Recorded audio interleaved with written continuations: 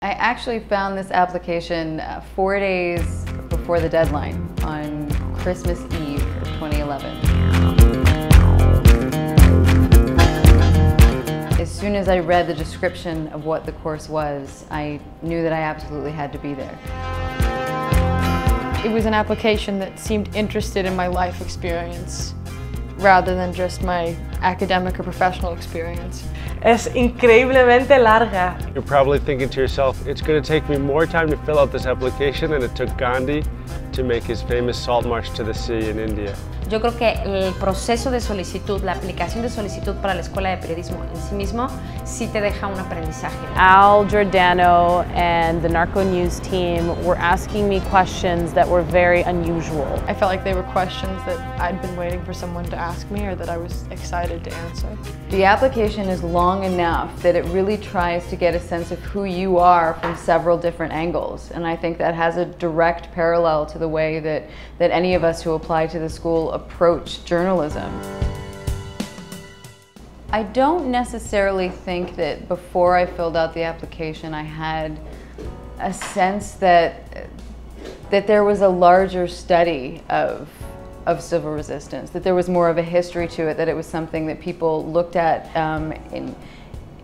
both in a broader sense but also in a more practical sense to figure out what works and what doesn't work. That there was more than individual movements, that when you put them together you can look at the things that they have in common and discover how to do it better. To actually say, put yourself in the position of an organizer. What do? You know? The application was like giving me the authority to imagine a scenario. Fue, creo que la primera vez en la cual yo vi en un solo documento o en un solo discurso los nombres de, digamos, la relación entre el periodismo y los movimientos sociales o las luchas de resistencia civil no violenta. I realized that reporting and social movements were very intertwined.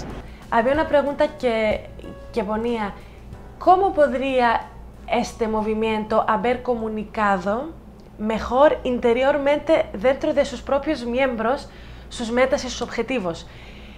Y yo, por ejemplo, siempre daba por hecho que los miembros de un movimiento no necesitan comunicación interna, o sea, la comunicación debe siempre ser externa hacia las audiencias o los otros ciudadanos.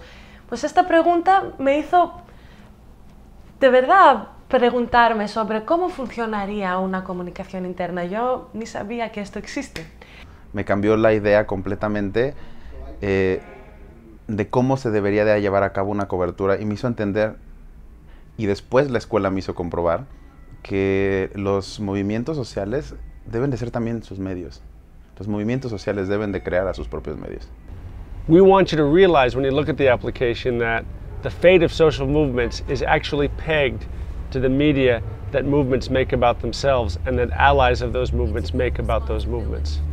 You know, I remember the months in between when I filled it out and when I actually found out that I'd been accepted, and I think that if nothing else, the application introduced me to a new way to think about movements of civil resistance and journalism and the way that they relate to each other.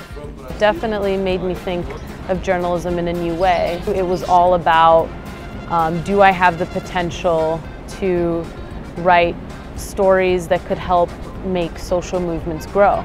And that was to me a really new concept that I had never heard of before.